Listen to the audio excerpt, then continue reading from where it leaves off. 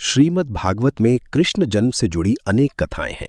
ऐसी मान्यता है कि किसी देवता, किसी भगवान को उनके बालपन वाले रूप में दर्शन करना अपने आप में एक अत्यंत दुर्लभ घटना है, जिसके लिए देवता लोग भी युगों तक राह देखते हैं। एक लोकप्रिय कहानी के अनुसार एक बार भगवान शिव भी योगी का रूप धारण कर गोकुल आए थे, ताकि भगवान कृष्ण को बाल रूप में देख सकें। इस पूरे दृष्टांत पर अनेक भजन गाए गए हैं।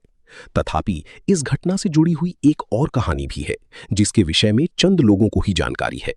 श्रीमद् भागवत के अनुसार ये देखकर कि भगवान शिव को भगवान कृष्ण के बाल स्वरूप में दर्शन करने के लिए किन किन कठिनाइयों का सामना करना पड़ा, ऋषि नारद ने भगवान शिव तथा भगवान कृष्ण दोनों को आमने सामने ही पूछ लिया। नारद ऋषि ये जानकर गदगद हो गए कि भगवान शिव व भगवान कृष्ण दोनों ही एक दूसरे को भगवान कहकर संबोधित करते थे और दोनों ये बताते थे कि वो दूसरे के भक्त हैं। उस समय ऋषि नारद ने उन दोनों से विनती की कि आखिर कौन किसका भक्त है, ये सच्चाई बताई जाए। तब भगवान शिव ने प्रकट किया कि वे तो हमेशा से ही भगवान कृष्ण के भक्त रहे हैं और जिस जिस रूप में उन्होंने अवतार लिया है, शिव ने एक भक्त बनकर सेवक के रूप में कृष्ण की सेवा की है।